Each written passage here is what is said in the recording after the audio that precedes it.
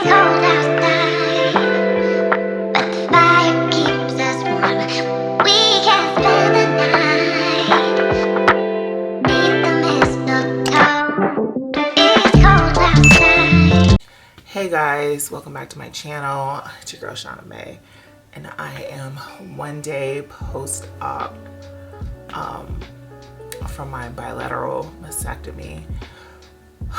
Thank God everything went well. I guess I'll just start from, so I was initially going to get the bilateral mastectomy with skin sparing and nipple sparing surgery. That'd been the plan. But when my surgeon went back and looked at the pictures, it looked like calcifications had gotten into my nipple. So she wanted to take both of my nipples, just so they can look the same. I kind of had a problem with that because I did not want to get rid of them, even though it's really just for aesthetic purposes, because I don't have any filling in my breast anymore, and that's typically what happens. I think it's like 80% of women, because you're taking the tissue out, so there's nothing to really, there's no nerve, so you can't feel anything. That'd been the plan, to do the skin sparing, nipple sparing surgery, but a week before the plan changed and that happens, I did have a hard time with that. You guys saw I was crying. I had a hard time with that. So then I had talked to my plastic surgeon the day of, and I was like, hey, she wants to take both the nipples, and he was like, okay, so let's keep your areola and your nipple, let's keep it on this side, let's just take off the nipple and leave off the areola, and then I can reconstruct you a nipple. Again, for me, it's just for aesthetic purposes, because I'm still young and I want to have nice boobs. Like, I mean, not that it matters, because at the end of the day, my life is more important, because it doesn't matter what your boobs look like if you're dead. So he was like, so he came up with a plan A. He was like, we can do this if she agrees, and if like we can, the cancer is gone first and foremost, then we can just take off the nipple, leave the areola, and I'll construct you a new nipple, and that leaves more room for your implants, so I can go straight to implants and I didn't have to do the tissue expanders. And then he's like, but if she wants to take the areola as well, then we'll just take them on both sides, and then I'll reconstruct you an areola, I'll reconstruct your whole nipple on both of them, and then I may have had to go to expanders, and I was cool either way. I thought I wasn't gonna have anything, like no nipples, no nothing, but just knowing that even if they took both of my nipples, I still was gonna have the opportunity to have some reconstructed was really encouraging. So I was really happy about that. And I was also, so we initially, back in June when we did the biopsy, and I saw them go into my lymph node. When I first went and got my mammogram, my ultrasound, the doctor said one of my, the lymph node closest to the tumor looked inflamed, and he wanted to get it tested, biopsied. We got it biopsied. Initially, they had said that my doctor who did the biopsy said she knows she got tissue, but it came back saying like there was no sample of lymph node tissue, but I saw them go in my lymph node and whatever. So at that point they were like, there's nothing wrong with your lymph node. And then I had an MRI done, and again, like there was nothing wrong with my lymph node, but only because they thought there may have been. They did, which I am happy about. I'd rather be overly cautious than overly than under cautious. They, the surgeon who was doing the mastectomy, she was like, I'm gonna test your lymph node, but there's a dye. It's like a blue dye. It's a dye, and if it turns blue, that means your lymph node was infected, and if it doesn't, then you're good. She was like, if your lymph node was infected, I'm gonna take it and I'm gonna take all your lymph nodes in your armpit, because that means they were all infected. But thank God none of my lymph nodes were infected, so they didn't have to take any. Again, even if they did, it's not a big deal. I'd rather be overly cautious than underly. So she did the biopsy test. They didn't come back infected or anything. So she got the tissue out, and she was okay with the plan. My areola was fine to leave. They left my areola, they took off the piece of the nipple, and they left this one alone. Put my implants in. I think I got in, they were moving so fast. I had the best experience, I really did. If I had to be in this situation. My appointment, my surgery was at 7:30. I got to the hospital at 5:30. They were rolling me back for like, I was getting my anesthesia medicine at probably like 7:35. It was like right away. And then before I know it, I was like waking up. It was like literally the best nap I've ever had. My anesthesiologist, I was nervous about going under because I have high blood pressure, and my blood pressure is controlled, but when I go to the doctor, it's always like high.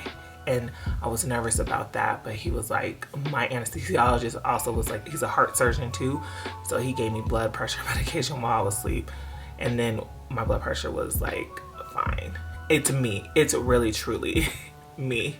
It's me and my nerves. It's not even my blood pressure.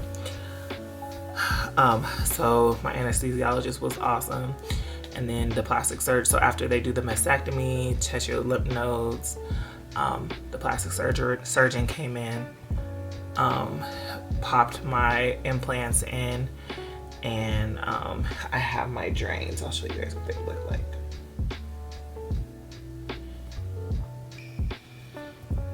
Oh, here it goes. These are my drains. I have one on each side.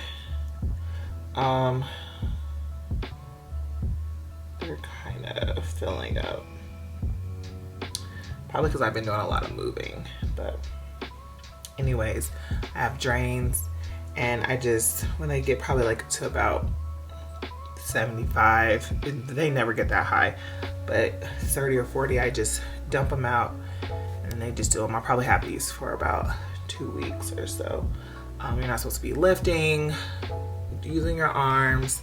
Pretty sure I've been doing all the things I'm not supposed to do, but you're not supposed to lift anything, like nothing, because you want to pop your stitches and cause an infection and stuff. So my next steps are to get the pathology report, praying that it comes back all clear. And again, even if it doesn't, like, it's not in me anymore. So that's a blessing in itself. So next steps is to get the pathology report. Next week I have so many appointments. I have to do pre-op with Dr. Morgan. Oh, my legs hurt. I have to do pre-op with Dr. Morgan. That's the surgeon who did the mastectomy. And then I have pre-op with Dr. Bateman, and I think in about 3 to 4 months, probably 3 to 4 months, that's when I'm gonna get the fat transfer. So basically they're gonna like boost my boobs up another cup size and just fill in all the tissue, the skin that I lost. So it's a fat transfer, so they're gonna take, it's like lipo, so I get lipo on my stomach and they're gonna put it in my boobs. So, and then they'll reconstruct my nipple. So I have one more reconstructive appointment. And then, well, I'm sure we'll talk about that during my pre-op.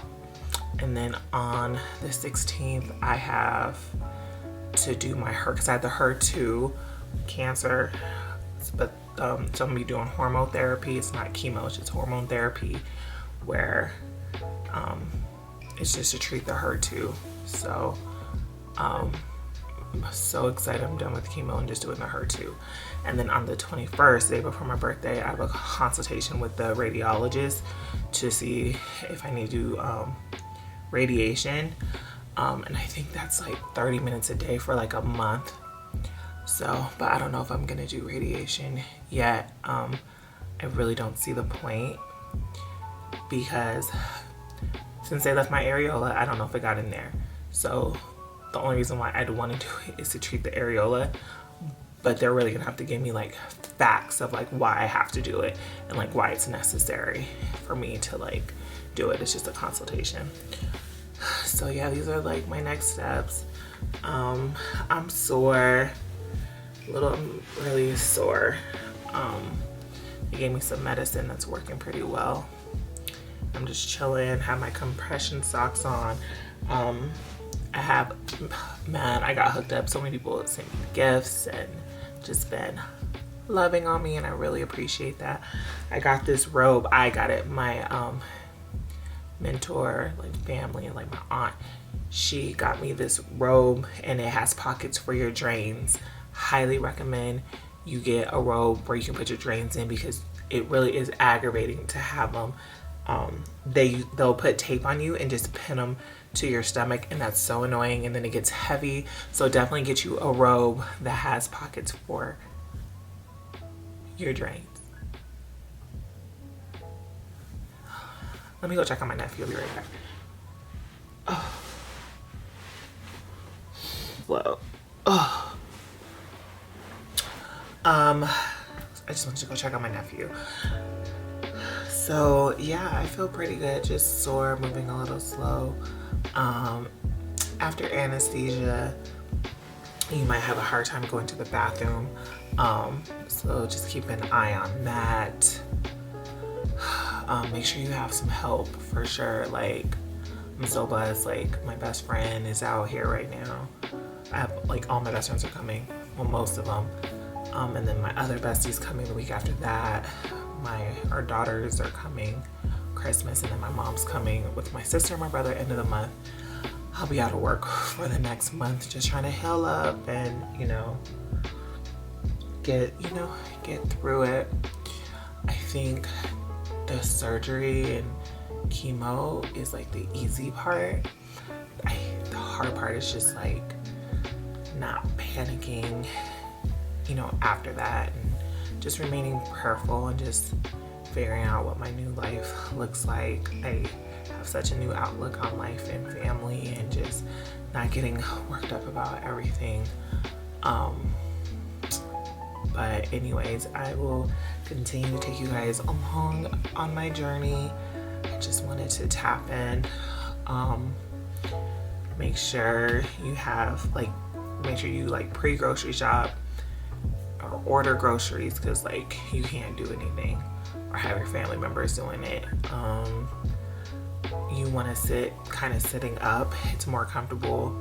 I slept on the couch last night. It was much more comfortable than being like laying flat on my bed. So I'll probably be on the couch for a while. What else? Make sure you order some mastectomy bras. They have a lot of good ones on Amazon. You don't have to spend a bag on them. Make sure you get you a good little robe so you can put your drains in them, so you're not like walking around, not hanging off you. And just relax and just, enjoy the progress that you're making. This is a marathon, not a race. And I'm almost to the finish line, so I'll check in with you guys later. Peace.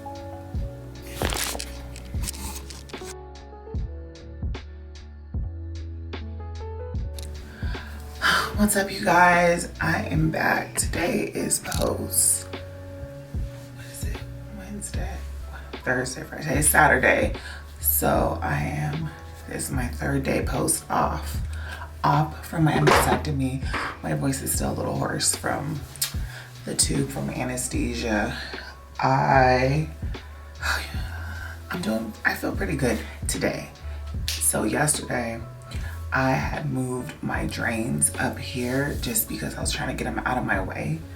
And I don't know what happened, but I clogged this one. I didn't know it was clogged at the time. My right breast just started swelling. It was so huge.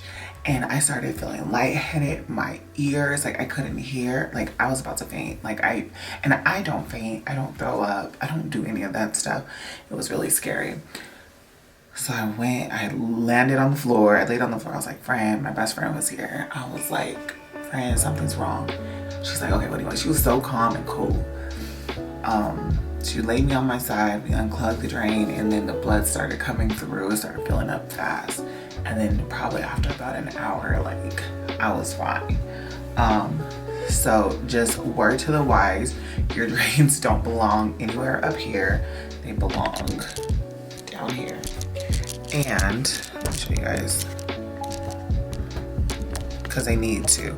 And if they get clogged, you can always unclog them with like a Q-tip, put rubbing alcohol, and you can unclog them. Always, let me see. I have these. I bought this little pouch yesterday. You guys can see it. And it has little pouches for your drain. I think it was like $15, and then it came with one for the shower as well. So make sure you do that. Right now. So definitely invest in some little drainer holder things. For now, it seems like it's still filling up, but like not as bad as it was yesterday. Because you guys, yesterday it was bad. It was so bad. I definitely messed up. But anyway, I am feeling pretty good. I have so much support. It's crazy. So much support. I'm super blessed. So blessed. I'm just waiting for the pathology report.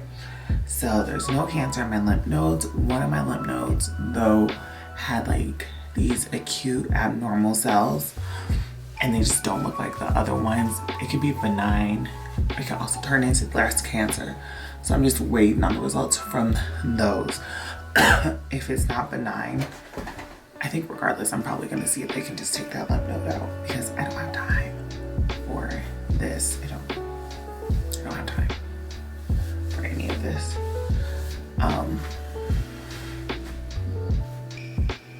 Period. So